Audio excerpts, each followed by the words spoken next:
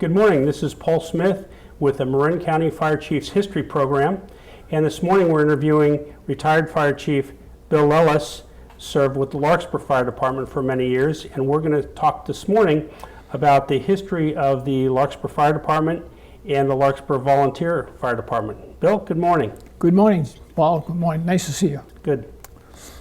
So how did the Larkspur Volunteer Association and Fire Department come to be? We are talking back in the 1850s. A group of gentlemen from Baltimore, Maryland decided to open a lumber business here in Larkspur. And they set up a lumber mill in what is now Baltimore, West Baltimore. And they were harvesting the slopes of Mount Tamalpais.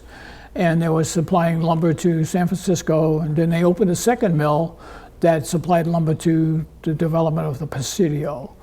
And with the mill in 1849-ish, there were 400 employees with the mill, and many of them stayed in and around Larkspur once the mill moved over to Point San Quentin. In the meantime, a gentleman, realtor from San Francisco, realized the potential of Larkspur and its location to the bay and decided to buy what is now Old Town Larkspur.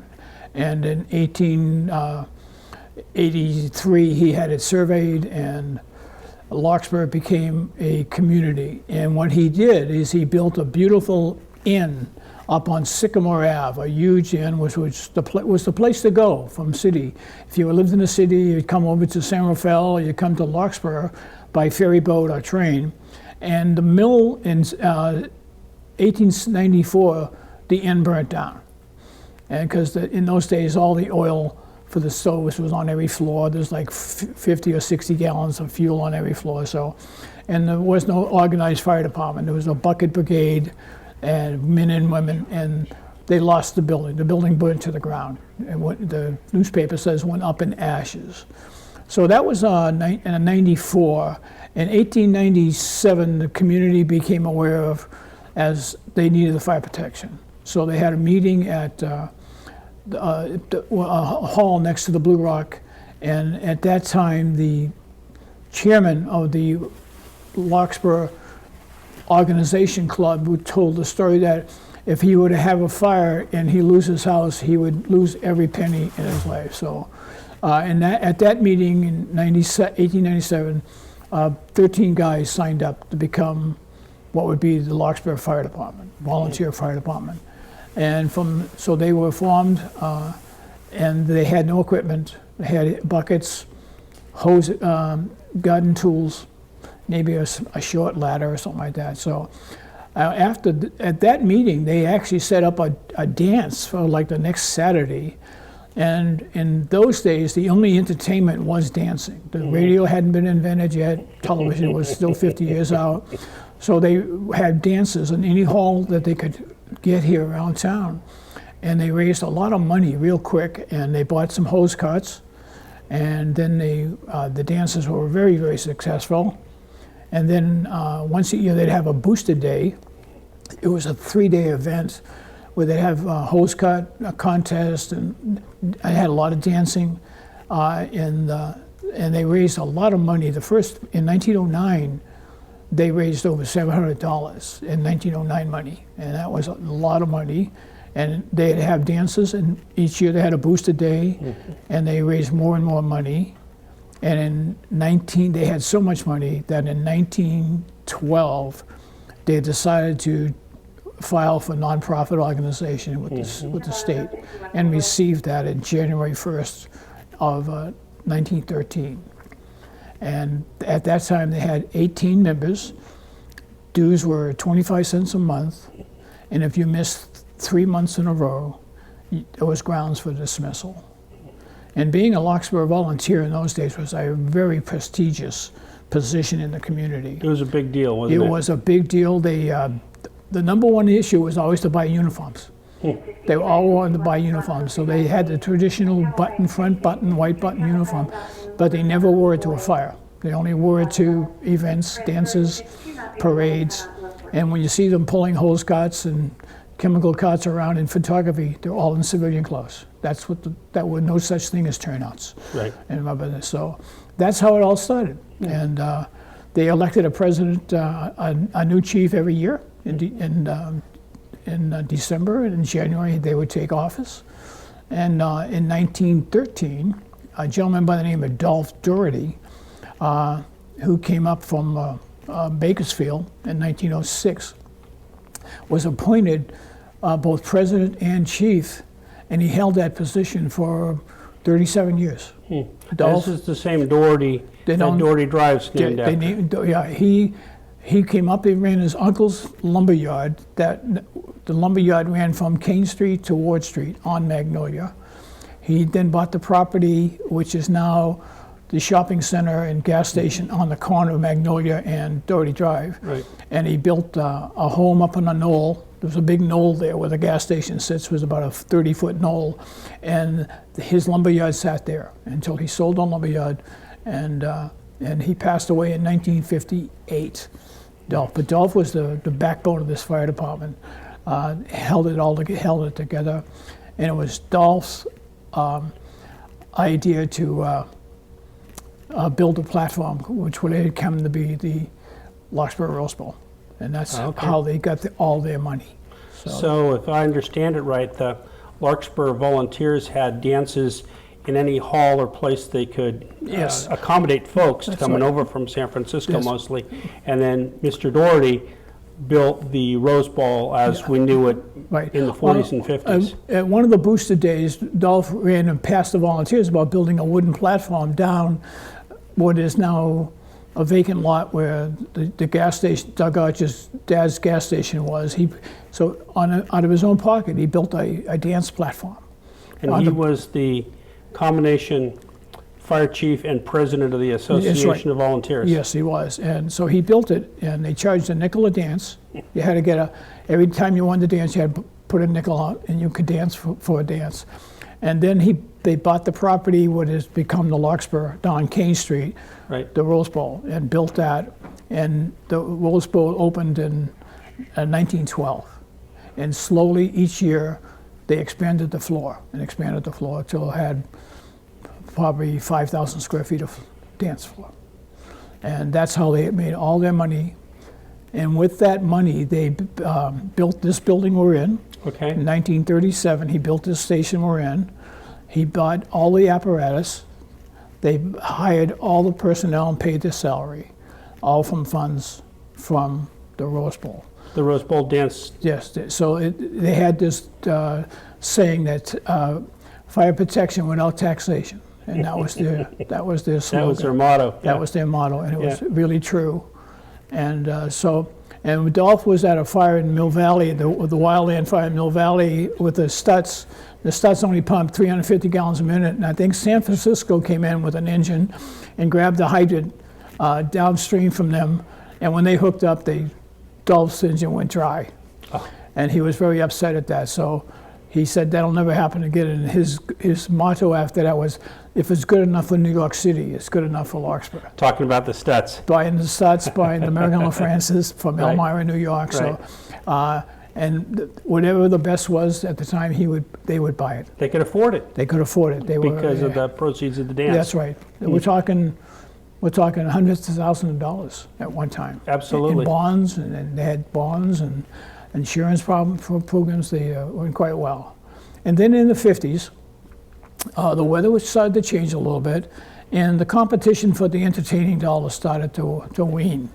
In other words, the Golden Gate Bridge and up. To come to the dance, you got on a ferry boat from the city, took a train from Sausalito. The train stopped right at the Rose Bowl. At 11:30, they would blow the whistle. Everybody get back on the trains, go to Sausalito, ride a ferry boat back home. That was a very romantic, fun thing to do. And then when the Golden Gate Bridge was built, the ferry boat system started to not be as popular. Okay. People could travel now easier, so the enrollment dance started to go. But at the height of the World War II, on any given Saturday, there would be 4,000 people in town dancing. coming in paying for, a dollar. coming in all over. mostly from San Francisco, Mostly but San probably, Francisco. probably from all And over a lot of Marin, too. GIs would be coming in. We would get letters from the trenches on Iwo Jima and stuff telling them, so first thing I'm going to do when we come back, I'm going to take it to the Rose Bowl. So that was quite common. I met people up in slopes of Canada, and when they found out I was from Larkspur, they say, "Is the Rose Bowl still going?" I met my wife there, so it was a well-known place worldwide. International fire chiefs came here, Right. and I thought so. They had a wonderful thing going. That's quite a history of how they got going and how they were able to fund it. Yes, yeah. Without taxes. Yeah. because obviously the Larkspur Volunteer Fire Association didn't have taxing authority anyway. No, they didn't. No, they. Right. Yeah, so absolutely. they found a really clever way to provide fire protection, and it really sounds like really good equipment for the town. The best of the best that Elmira, New York could produce, they bought it, and they always had a man on duty 24/7. They had 3 full-time employees. Very unusual for the time. Yes, it was. For It really here. was. It was. For here, yeah. Everybody else was pretty much still volunteers. Right. Maybe a paid fire chief supported by one or 2 paid men, Right. backed up by volunteers. San Exactly. Rafael was that way, San Anselmo that way. Everybody was that way. So that went on until probably 1954-ish, when they no longer could muster $20,000 a year to run the fire department, to maintain the electricity in the building, pay the salaries. So they had the assistant chief, Warren Mistron, went to a council meeting and told them, as effective January 1st of next year, we will no longer be able to provide fire protection. We have no more money. And that's when Larkspur, the city of Larkspur, started providing Right, the city fire protection. had 3 full-time employees at the time. A gentleman by name, the chief was John Raggio, assistant chief was George Bartram, and the fireman was a gentleman by name of Claire Harder. And they were being paid by the volunteers, and the city took them over immediately. They no loss in salary and like that. So they had the city now had a fire department. And what year was that, Bill? About 1954, 55. Okay. But the Rose Bowl, they did not sell the Rose Bowl. The Rose Bowl maintained itself for a while. We tried hard to make it go in the 60s. Again, it was just the competition in San Francisco alone was just, nobody was coming. So I was the president of the volunteers in '62, and we decided to sell the property. Okay. Well, you're competing in the 60s. You're competing with live music venues all over the Bay Area and television. Yeah. So people had other options. Yeah. So I could see where, you know, unfortunately it met its end just because folks had other options out there. Yeah, as they say, the only constant thing in life is change. Right. They ran into change. Right. Yeah. Now I understand during these well-attended dances, they would have live orchestra, live music. Yes. Now, did the Larkspur folks, did they provide the band? Was there like a standard? Do you know if there was a standard band that play every week, Yes, or would they have rotating groups in, what- or what how would they- they do that? What they would do is we had a gentleman by the name of Cap Lawson. Cap Lawson was the gentleman who ran the Rose Bowl from the day it opened in 1912. He ran it till he passed. He lived in the city. His home survived the earthquake in San Francisco, but the ensuing fire destroyed his home. So that happened to a lot of our volunteers, early volunteers. They were in the city and came here. And Cap Lawson was the guy who hired the band. So why the Rose Bowl floor got so big is because there's an organization called ASCAP. It has to do with music association. Entertainment, yep. And the band size is based on the size of the square footage of the floor. So with a 4,000 square foot dance floor, we would have a 13, 14 piece band. Okay. And that was very expensive, but bands would sign up as early as possible to play here. It was a good gig for them then. Good gig. And that went on, and as we started to not get attendance, I decided to put a fence down the middle of the dance floor and put picnic tables, cutting down the size of the dance floor. the union was, the ASCAP people were not happy with that, but we reduced the size of the dance floor, which meant we reduced the size of the band and the costs of the band. Right. We tried to bring in acts from Las Vegas. We did that one summer, paid bands, people to come in, singers to come in and stuff like that, hoping to get the imagination of the people back, but it just wasn't going to happen. So we had to close it down. And in '62, the only thing in the negotiations for the selling the property, I insisted that the apartment complex be named the Rose Bowl. Oh, right. Right. So, and he agreed to that. The Okay. gentleman who bought the property sold it. So, we bought the Rose Bowl for about total about $1,500, and we sold it for like $38,000. Good So it was a good investment. profit. And we had a parking lot across the street. We bought a lot across the street as cars started to become very popular, so it was a parking lot. And we sold that. So when we sold all the property in 1962, the volunteers had a cash flow of $70,000. $70,000. And so with that money, they would support Their the paid department, activities, yeah. all activities. They were very generous in their money. So we had scholarships, we had contests with the kids in grammar school, writing contests, poster contests. We did a lot. And one of the great things that we had really is a gentleman by the name of Assistant Chief Fire Marshal Doug Archer, who's the department's historian. Okay. And if it wasn't for Doug, we right behind us, we have a wonderful historical room. And Doug has to be given full credit for that. And Maintaining that, yeah. Attended to that. So again, the volunteers would purchase pickup trucks and vans. They became more of a support as the laws started to change, Right. requiring firefighter one, Right. volunteer training. In those days, you trained on Tuesday nights and maybe on a Saturday morning. If there was any building that was going to be raised, you could burn it down. That's in those days. But as time started to change, nobody wanted to be a volunteer. It was hard to get a volunteer to commit to that. It was easier to have them give us $300 as a donation rather than being a volunteer. So it was very difficult. So we just became a support service. Okay. Because Cal training required firefighter one, all the new medical EMS stuff that firemen had to be Right. have certification in. So it was just the time had come. Yes. And the time comes. So the volunteers were, and still are, were a supportive agency. You know, running hose back and forth, running refreshments to a fire and back and so forth like that. Very little fire suppression was done. But in all those other years, though, the volunteers drove the engines and the chemical engines and took it upon themselves, and they took the responsibility to learn how to do it, and they did it with great pride. Right. And so they were a wonderful group of people. Absolutely. So But it's come full circle. You know, you started out with a very small group, and when I came into the downtown Larkspur station this morning to meet with you, I noticed down on the very front of the building there's a brass plaque Yeah. with the names of those very original those 13 guys. that put it together Yeah. way back before you and I were here. Yeah. So the building we're in now, this is called Station 15. I still call it Station 1. Sorry about that. No, I'm not sorry about that.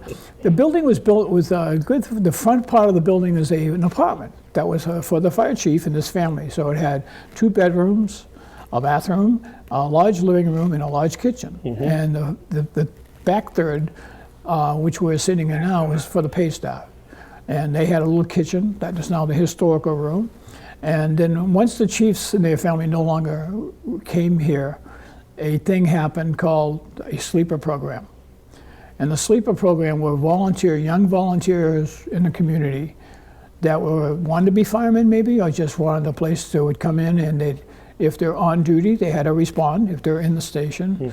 And I was one of those sleepers back in the late 50s.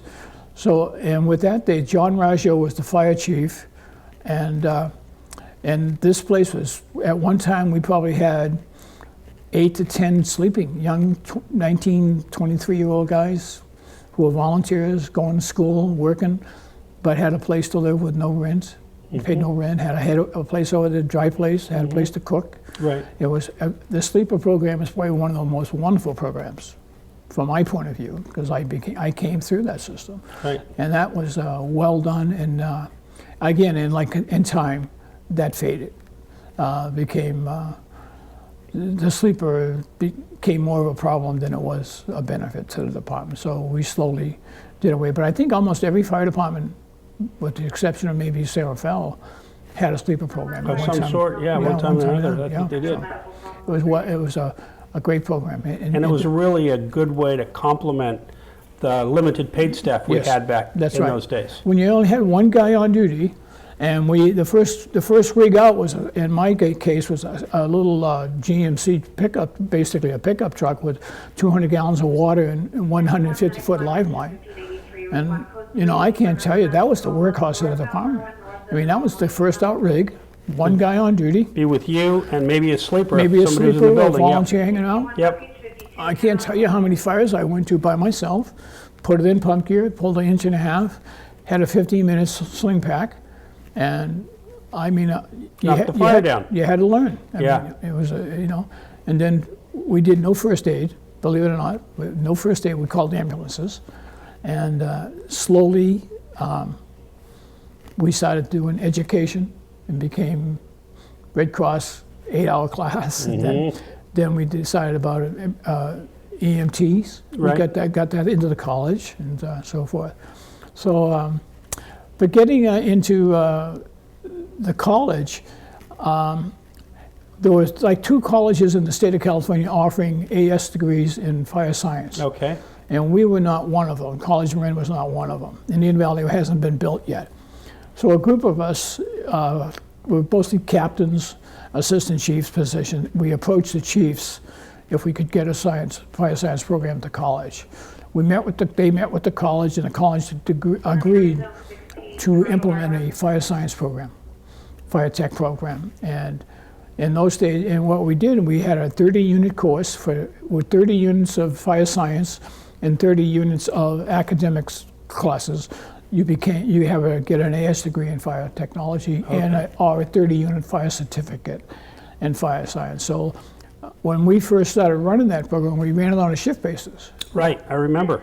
And I taught, along with Fire Chief Bob Mariani from Kentfield, he and I co-taught the first classes at what is now the north end of Larkspur in a classroom. And we always, the funny part about when you have a co-teacher, you got to, where did you leave off, where did I begin?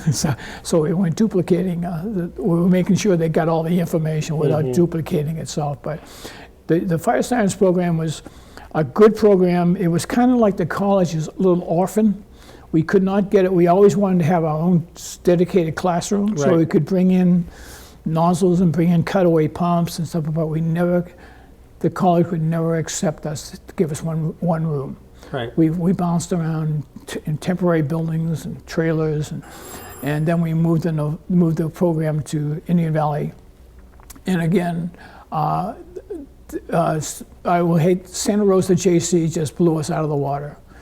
They were the Dark Invader up in the north, and they still run a great program. They have the fire academy, the firefighter academy, started here with us at College Marin.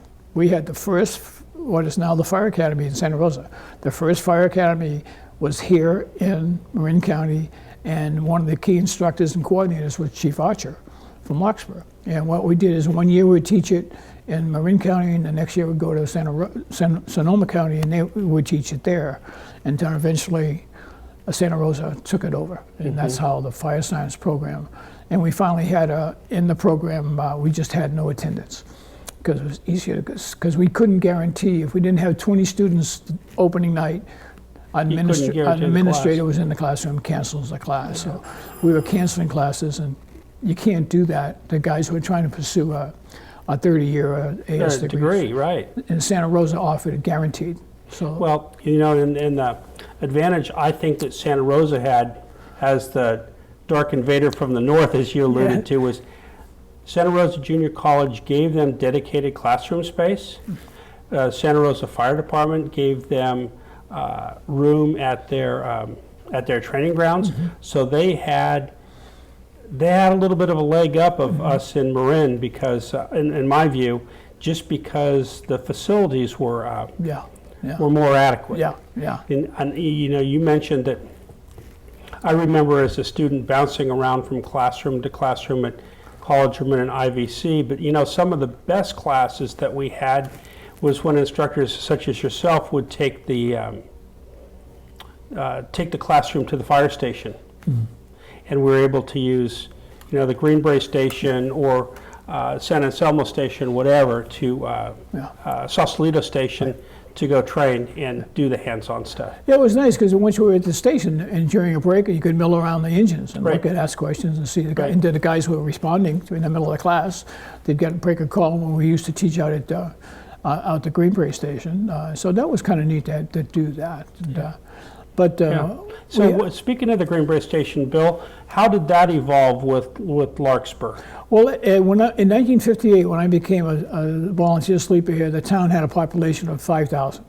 The Bon Air Bridge and Bon Air Road were not in. For us, in Greenbrae was just the Larkspur part of Greenbrae. The other half is Kenfield, as you know. And the Bon Air Hill were just now being developed by the Schultz Foundation. That was the apartments, where the apartments are today. The apartments on South Alicio, Bon Air Hill, and stuff like that. For us to go to a fire, before Station 2 was built, for us to go to a fire in Greenbrae, we had to go past the Kenfield Firehouse. Oh, you came up We came up Magnolia and go right past your station to a call. There was no radio communication. We had no radios. We just had a one-way radio from Comm Center in San Rafael.